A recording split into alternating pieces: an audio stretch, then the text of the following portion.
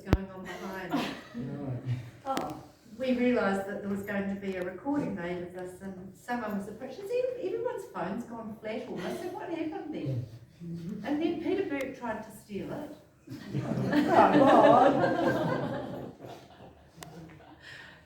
Well, I've started off in a rather joyful manner, but I do want to say a really, really warm welcome to each and every one of you. If you get to sit alongside each other to give Brian the lovely send-off that he so richly deserves. And so firstly, we do need to acknowledge those that are unable to be here, but you're joining us via that modern technology that was briefly hiding.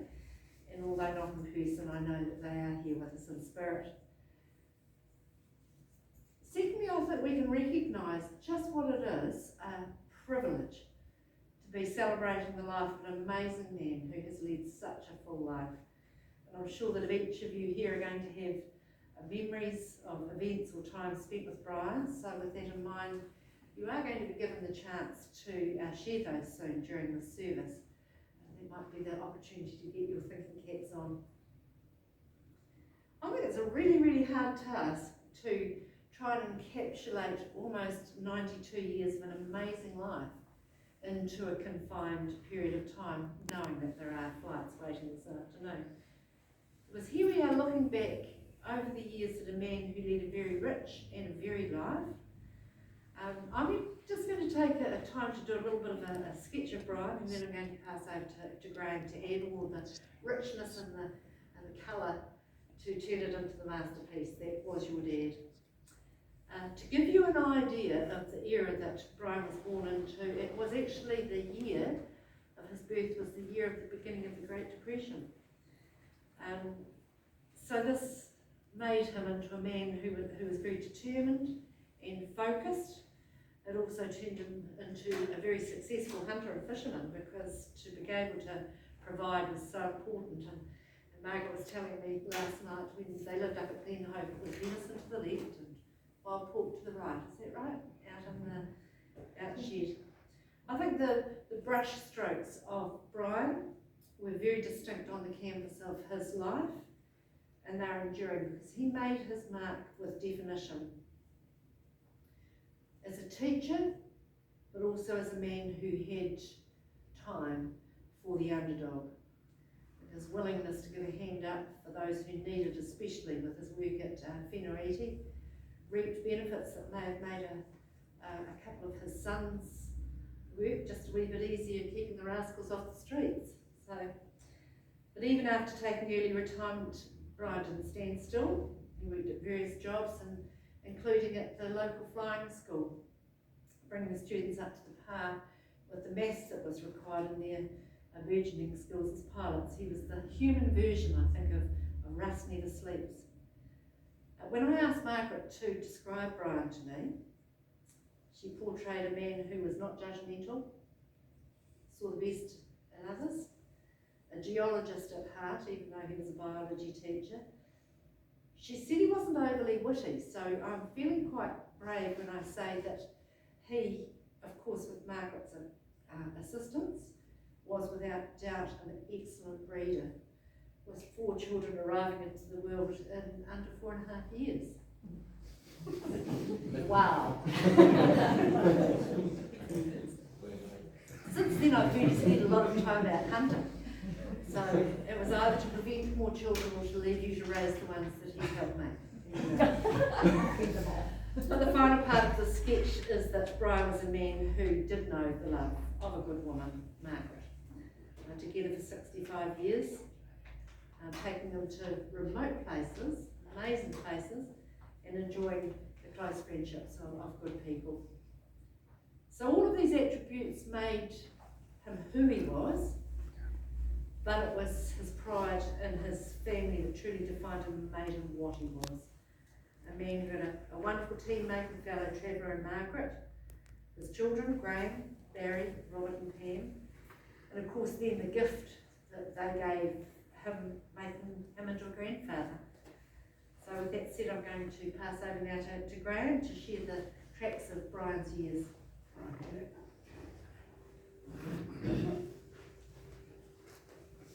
Use the glasses.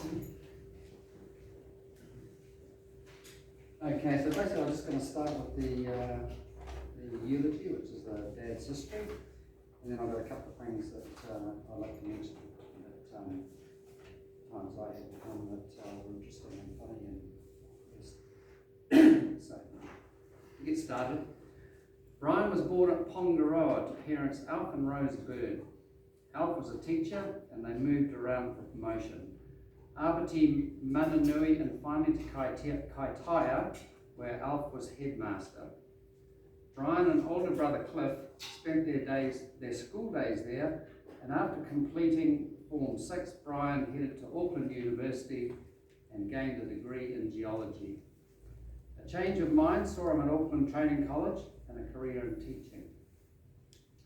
PA was at Kapia, where the majority of students were Maori. This is where he developed an appreciation of Maori culture. The next stop, Murchison, mainly to pursue his outdoor love of hunting and shooting. While there, the new dental nurse, Margaret, arrived on duty. The bonus ball was to be on the Friday night, but Brian was not going as he had a dental appointment in Nelson. However, the offer of free dental treatment at the clinic was not to be missed. And for recompense, an invite to the ball was offered and accepted. The rest is history. A further 2 years was spent at Murchison. Brian and Margaret lived at Glen Hope, and Brian drove the school bus daily to and from Murchison. Brian applied for and got a science position at Motueka High, where he remained for over 20 years. After early retirement due to hearing loss, Brian kept himself busy working for the Kiwi Food Authority, teaching maths to the flying school students and doing exam supervision. He then became interested in Whenua Outdoors Pursuit Centre, working with young people who had in some way been disadvantaged. He and Margaret had 4 children, Graham, Pam, Barry and Robert, who were well schooled in outdoor pursuits, hunting, fishing, camping, tramping, etc. These 4 are all married respectively to Amy, Derek, Lindley and Gillian, and have given them 7 grandchildren and 2 great-grandchildren. Much enjoyment has been gained from them all, and Brian has remained very close, particularly as they love the outdoors and all it has to offer. Another long-time interest has been the native New Zealand snails and shells, particularly the large land snails, some of which came from the Three Kings Island and North Cape areas. These are now highly protected or extinct. He was very chuffed when the grandchildren will look out for the pale elephantas while hiking and biking. Brian's passing brings to an end 65 years together with Margaret and many happy years of the company of the children and grandchildren. 2014 saw Brian's health deteriorating and a decision was made to move to a smaller property in Atawai. This has proved very satisfactory with lots of company from the family. Fortunately, he had 6 very happy years here with lots of family time, but the time has come to say when his health has failed him, so at 91 years of age, it is time to say farewell to our husband, father, grandfather and great-grandfather. So there we go. That's a brief history. On a personal note, I would like to add a couple of anecdotes of the boating fishing trips I had with Dad. We started our boating experience in a 16-foot ply dory powered by the infamous Dolphin outboard. The boat itself weighed around 2 tonne empty, and despite a massive appearance, the motor was only 5 horsepower. Reliability wasn't its strength either, and there was always a lot of swearing and cursing at times. After departing Kaiteri, it seemed like a 4-hour steam around to Spit Apple Rock, across a 2 to 3 kilometre stretch of exposed water past Ngaiawara. Once there, we all had a great time on the golden sand beach and on the pristine turquoise waters. Time to go home. By 3 p.m. it was time to go, and off we went into about a 1 metre choppy wind swell, the result of a now strong day breeze. Rounding Kakapa Point was quite an experience. The day breeze wind swell grows around the point, and I remember surfing down the waves. All of us terrified and huddled up the front, hoping the next wave wouldn't drench us. Except for Dad, who was at the back of the boat wrestling the dolphin to keep the boat pulling straight. Swell. Once around the point, we all breathed a sigh of relief, as inside the bay was relatively calm water. We survived several of these hair-raising trips and learned a lot about boat handling in the process. After the dory came the legendary Black Orchid, a glass-over-ply planing hull with a racy Ford Prefect inboard motor. This upgraded vessel weighed only 1.5 tons compared to the 2-ton dory. The Black Orchid was a craft that by appearances promised much. Let's turn the key, the engine fired, and you were off. To tow a water skier, the Orchid had to be made as light as possible, with everything not bolted down and removed, and with only a driver and boat person on board, water skiing was possible. No neutral reverse or easy manoeuvring, unfortunately. It was man the oars to point the nose in the right direction, turn the key, and it was instant 5 knots into the massive moorboats in Kaiteri. A push on the throttle and it was up to 10 knots and causing quite a wake. Rounding Kakata Point and out of the Kaiteri harbour speed limits, it was hammer down. The Orchid roared into life, maxing out at around 15 knots. There was enough speed to plane, and with the deep V and 1.5 ton weight, we made short work of the choppy Tasman Bay wind swells heading up to Buoy Reef. On a flat, calm day with the boat stripped bare and only a driver, over 20 knots was once achieved, the ultimate record. Joking aside, Dad and I did many early morning trips to Buoy Reef, where the fishing was excellent. Good sized snapper were plentiful. There were always good fish brought on the long line, which was a compulsory set on nearly every trip. A shoulder shake in the dark was the wake-up call for many a fishing trip. Weet-Bix and milk and a cup of tea, and it was off on the road in the dark to Kaiteri. He was a believer in the change of light fishing, meaning we would need to be at Buoy Reef at daylight, which meant at 4:30 a.m. start. These experiences in the early age have resulted in a lifetime love of fishing that has all started with Dad and our time shared on the water. On a final note, Dad and I were still able to fish for Gerda, the snapper in Delaware Bay until quite recently. It was great to see the stoke on his face after hooking up and the smile when the fish was finally landed in the boat. Sorry you won't be around to keep you company on the water anymore, Dad. I hope the fishing is just as good upstairs. Okay. I've got a wee list here, and I think Jill, you're going to read something?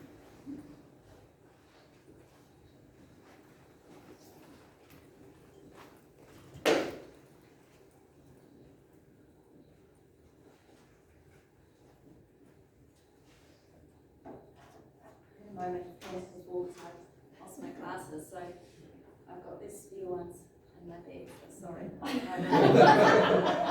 anyway, I'll do the trick.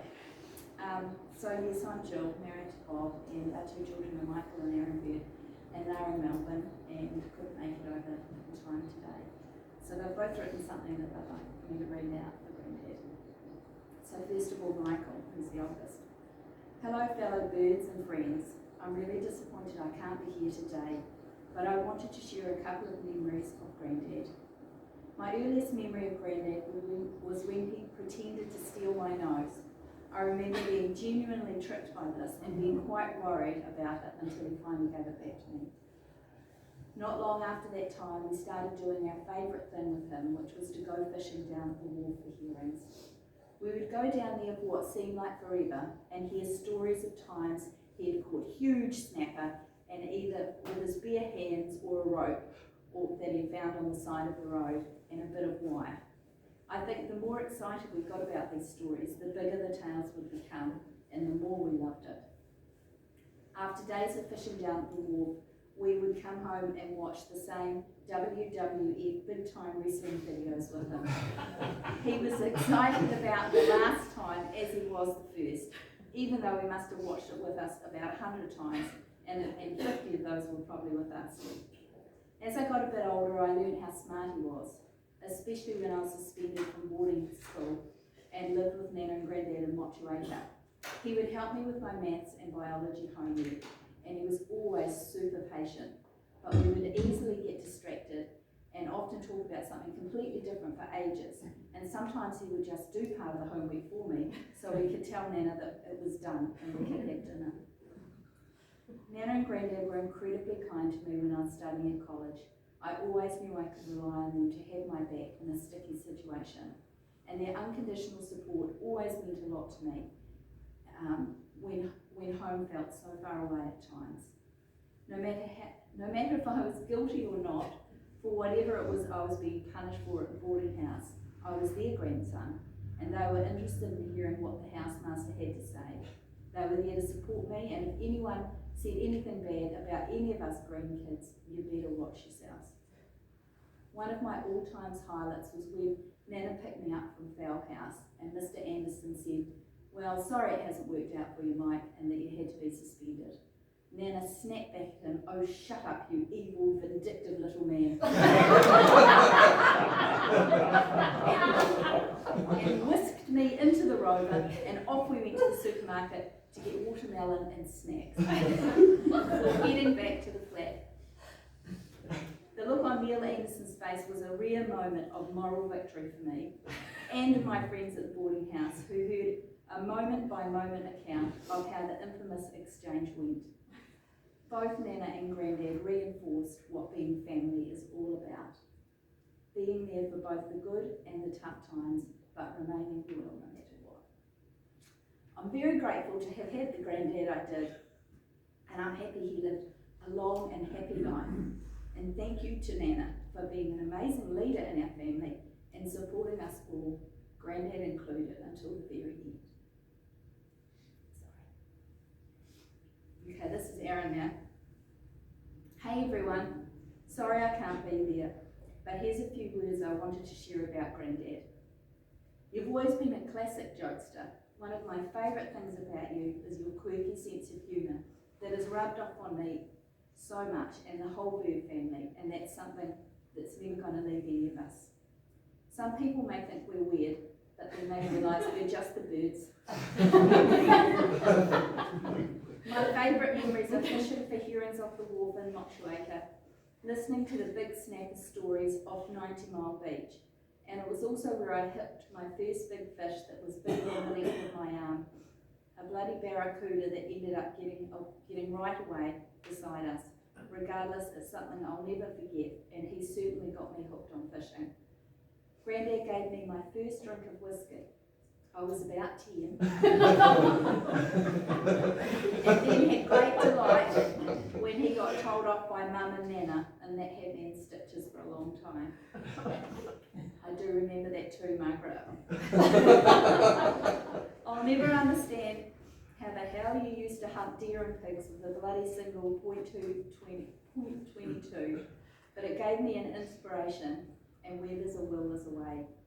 You and your stories are going to be sorely missed, Grandad, and you shaped a lot of parts of my life, from your sense of humour to your great adventures outdoors. You'll be sadly, sadly missed, mate. Love, Erin. Lovely.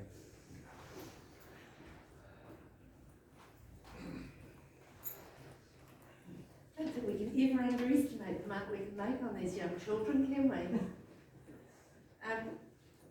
Now I know that it's Chris Watson, a friend from school days.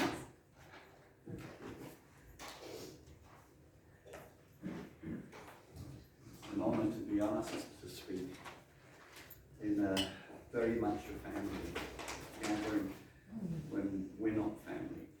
But we've known Brian and Margaret for a very long time. In fact, for more years than any other New Zealander.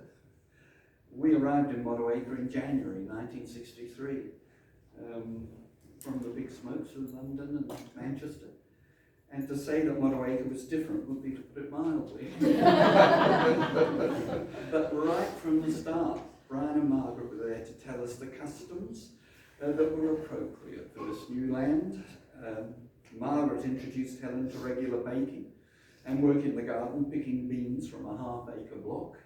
They were entrepreneurs even in those early days, as well as explaining the mysteries of tobacco farming. Helen thought she knew something about that, but she'd only been working in the head office of British American Tobacco in Westminster, so the reality was quite a different one. And meanwhile, Brian at school introduced me to work teaching in a co-ed mixed school, because my previous experience had been solely in an English boys' grammar school. I had no idea what a 16-year-old girl might be like to teach, and I was given the girls' form for my first class. Brian was much admired by the students for his hands-on instruction in science and biology.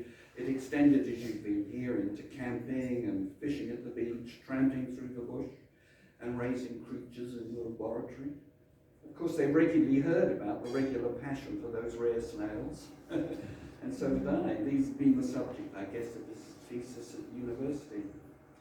In those days, the cane was used quite a lot at schools. Some teachers very enthusiastic about it, but Brian was more gentle, and with the respect of the kids, corporal punishment didn't seem to be in his rule book. In fact, I'd like to tell you about the pastoral care he extended to one student who later became a colleague of mine when I was teaching at Massey University. This particular lad was looked after by the Whakarewa Boys Home, and Brian taught him science.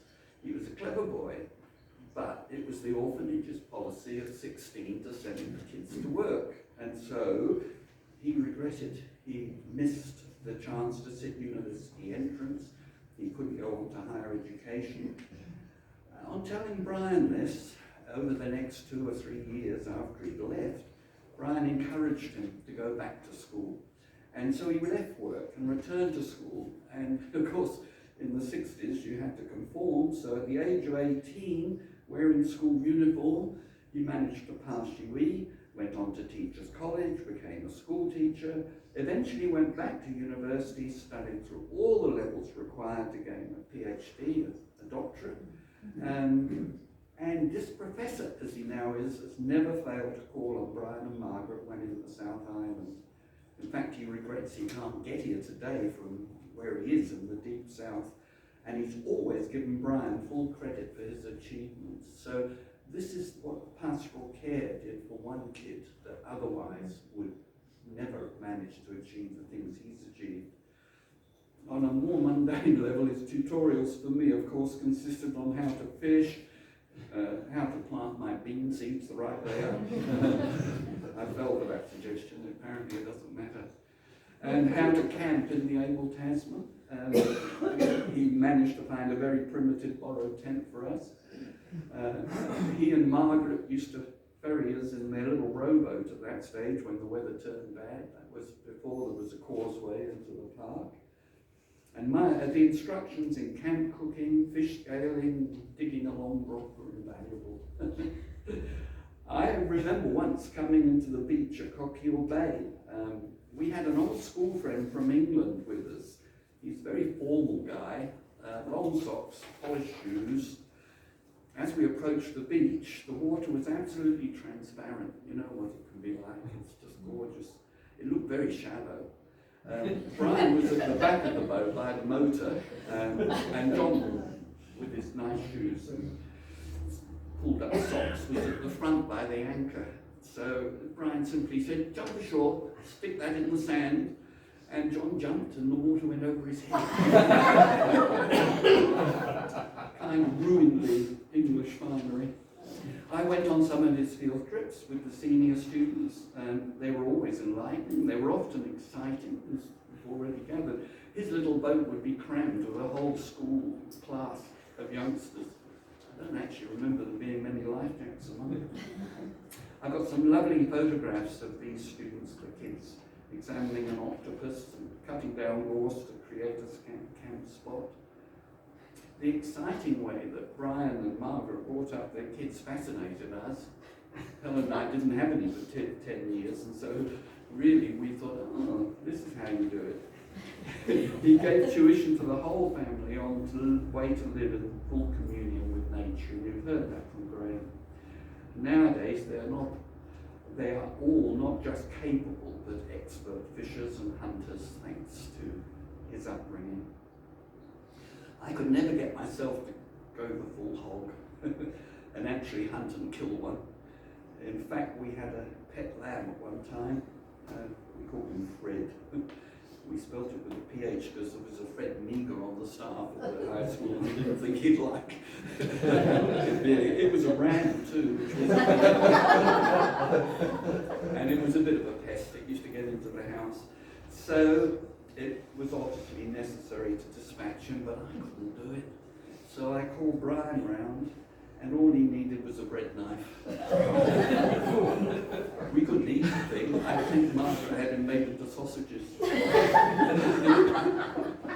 So we're never going to forget Brian, or the kind way that he initiated us into life on the other side of the world. So rest in peace, Brian.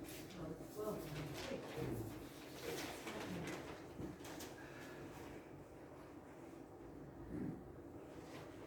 I think he was rather lucky to have you as a colleague, to appreciate his skills. Appreciate it, yes. So as I did mention before, now is the time that anyone who's got a wee story, I think you're going to come up as a team. Yeah, that's right. Here we go. A force to be reckoned with.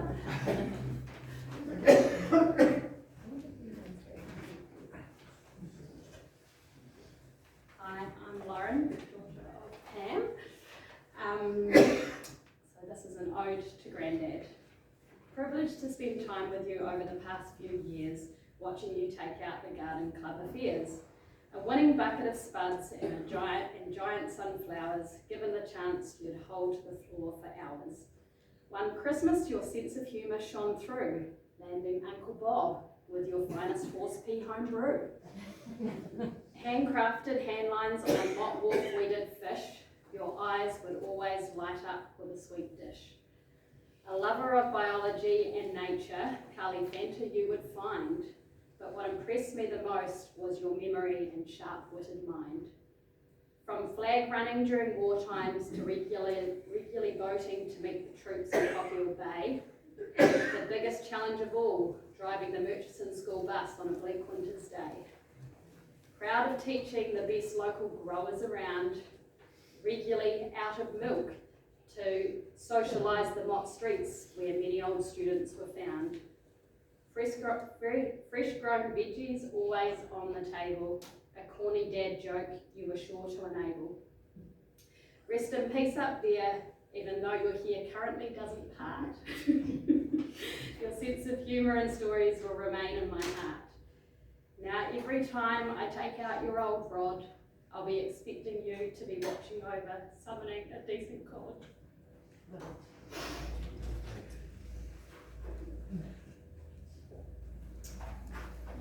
Morning.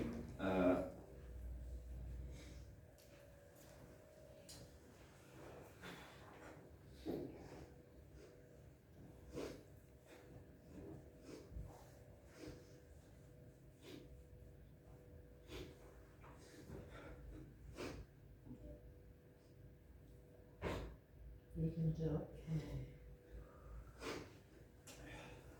I need to get to the story. Right. I'm Brian's eldest grandson, Blair. Are you the best looking though? Definitely not. Thanks so much. Growing up, I lived on the outskirts of Glenmore, where Mum and Dad farmed cherries and garlic. I fondly remember the bus trips that wound over the lawn. Let Jack go first. That's all right. Over the Wongamongas and Nelson, en route to Motueka to stay with Nana and Granddad.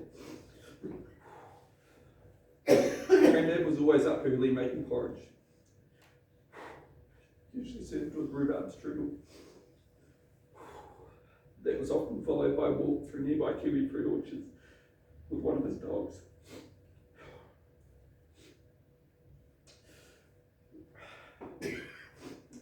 During the day, I'd follow around as he tended this impressive vegetable garden.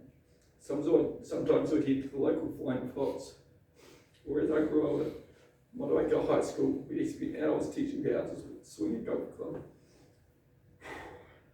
At night, I can still hear the sound of his voice as he read me a series of children's books, like The 20 Line or The Pokey Little Puppy. He was a great storyteller. Without doubt, though, my favourite activity on my trips to see our granddad was fishing.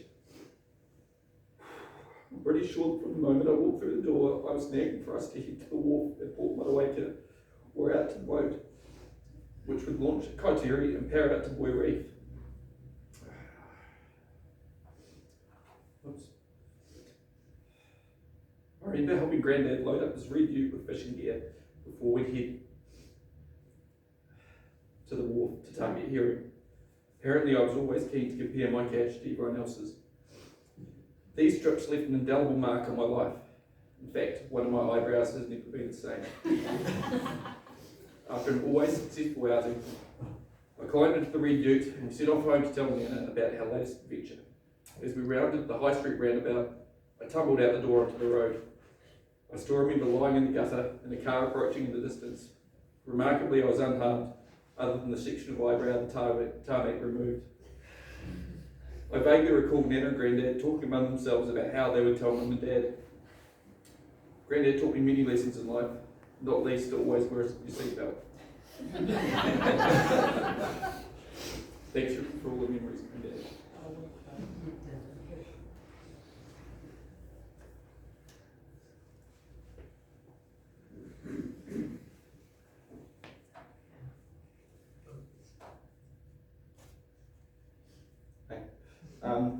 Granddad was someone I learned so much from, and his influence has shaped me as an adult in so many ways.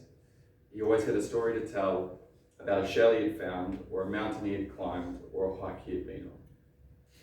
From a young age, I remember Granddad's prize garden and mop, amazing beans, perfect spuds, and award-winning tomatoes, all of which, once in the kitchen, came out worse. Invariably at Paul Street, we would end up in the garage attic looking at all sorts of weird and wonderful snails, rocks, and fossils, hiding from Nana. Right from an early age, Granddad developed my future retirement sports, from bowls in the living room to croquet on the 45-degree slope at Paul Street.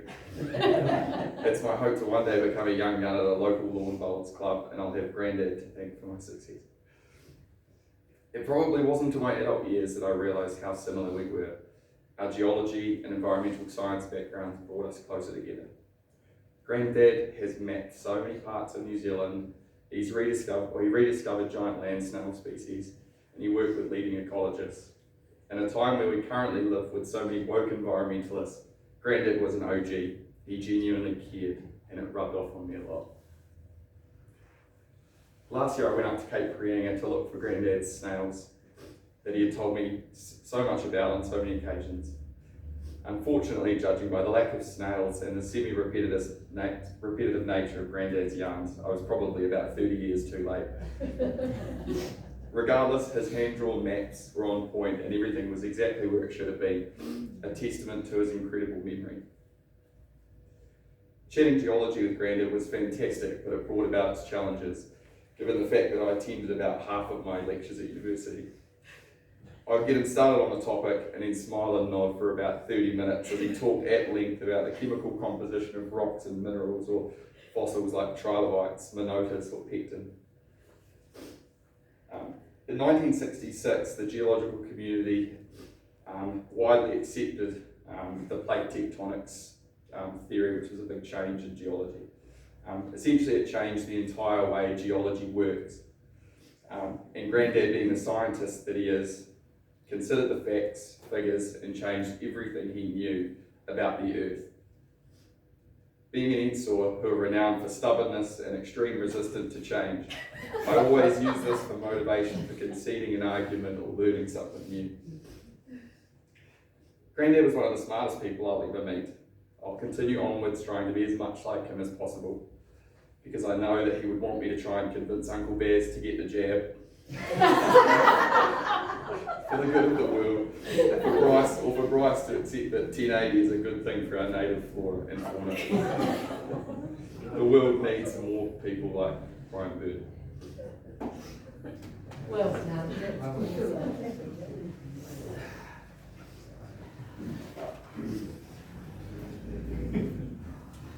Anybody else got something they'd like to share?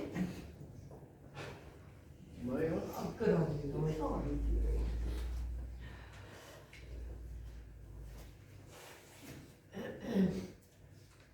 I actually started the high school the same time as Chris did, and Brian was already ensconced there for a couple of years. And from 68 onwards till about 1984, Brian and Margaret were over our back fence, and very, very wonderful neighbours they were. And we learned a lot from Brian, mainly from the gardening side. In fact, we swapped stories, we swapped plants, we swapped just about anything about gardening, and Brian's great delight was to try to outdo my dad's delight tomato plants. So that was one thing that he was always on top of. Brian was actually quite mischievous in his youth. He used to tell a lot of stories about times back at Glen Hope, about his courting days, which won't be repeated here, of course, today, and the difficulties they had at Glen Hope with the frosts and things. But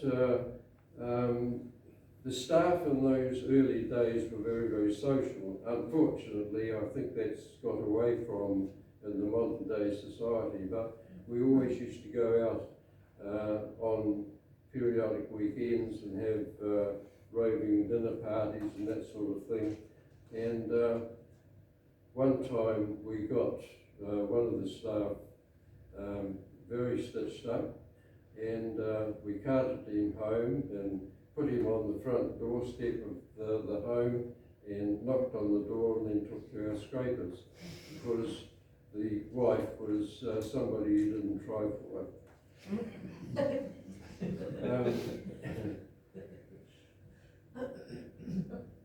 Brian and Margaret were all playing golf at about the same time as Jennifer and I did. And we played a few Ambroses, you may remember, and we even went out as far as Golden Downs. We had mixed success, but lots of loves, quite obviously. And I remember Brian telling me that with great joy that Graham had just had his first round of golf, and he'd shot 90 something. And I said, well, that's absolutely amazing for his first round. He said, but he didn't count all the air shots.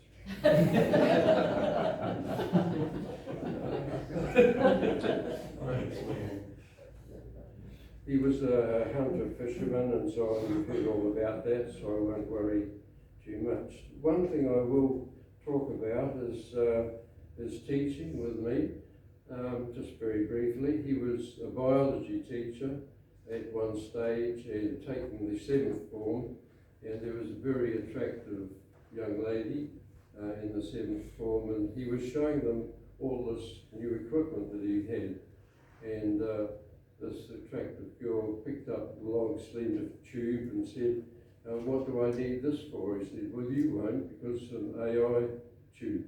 So,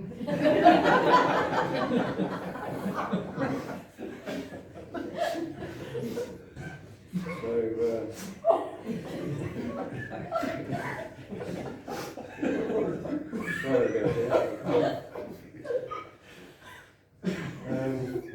He started the horticulture section at the high school, and that was really wonderful, and it's still going as far as I know. And he instigated that, and it was a great benefit to the high school. He was mean and nasty to nobody, as you know, and universally liked, down to earth, natural, and one of us. Thank you, Brian. Oh, well done. Thank you.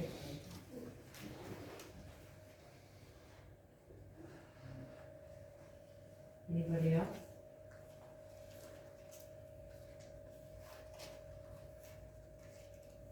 Can you hear that silence?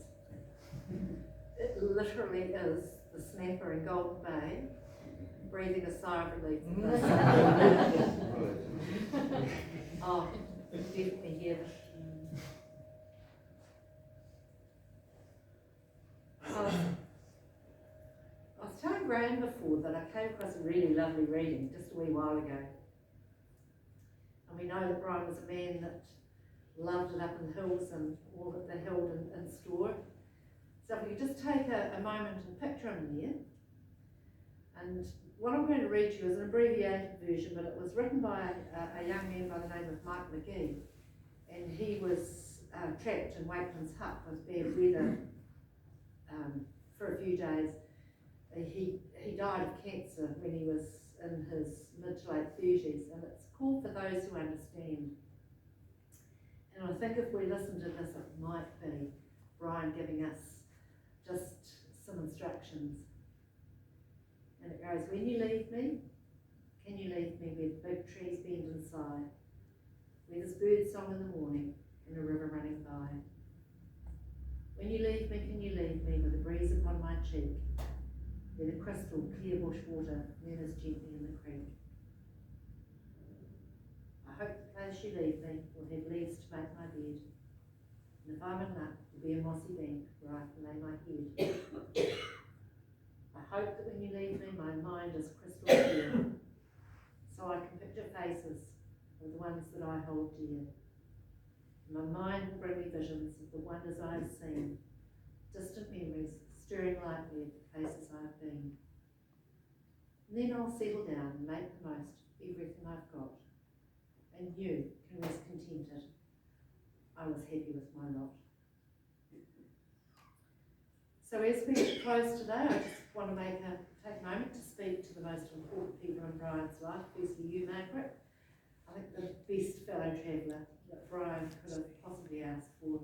And I know that you ensured that he knew he was incredibly well loved. And I know that your family are going to be there alongside you as you adjust to this new normal. And I hope that your memories of a lifetime spent with Brian will carry you through these times ahead.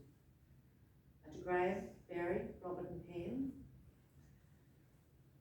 well, I'm absolutely sure that you each carry a bit of your dad in you, whether it's in your observations, your nature, your fishing skills, or your ability to recall all of those little things that make life so special that have been handed down to these grandchildren. You are the generation that gave Brian some of his proudest achievements and proudest moments, but you also gave him the gift of grandparenthood. So to the grandchildren, I know that you've spoken about these special memories that you have of your granddad, and I know that it's going to be some time when you're doing something, you're just going to feel Brian sitting on your shoulder, letting you notice how incredibly proud he was of you. But do remember, today doesn't end here. It is in your hands to carry on and finish off what he started with you, the bowling. Get out there, you don't need to. I think Brian definitely was a man of his time, a solid work ethic, he had a great will to make his plans a reality, and we all heard here today that he was just quite simply a thoroughly good man. And so at the beginning I shared with you just a snippet of history about the Great Depression, and now I can say with absolute honesty that Brian's passing, an amazing page of history is closed. It probably won't make it into any history books or be taught in schools actually, but we can acknowledge now the mark that Brian has made on each and every one of you here as family or friends is really significant. I think Ralph Waldo Emerson once said that a successful man is one who's lived well, laughed often and loved much, who's gained the respect of others and the love of his children, one who's filled his place in life and accomplished his tasks and leaves the world marked by his touch, a man who looked for the best in others and gave the best he had. So if we're measuring success, I think Brian was a giant of success.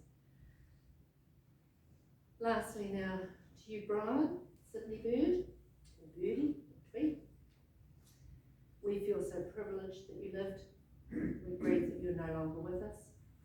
We know that you live on in the hearts, lives, and memories of those who knew and loved you. We took delight in your friendship and the good times that were shared. We remember with gratitude your generous character, all of your qualities. But now, with love, we leave you in peace. With respect, we bid you farewell, and we release you into the warmth of our memories.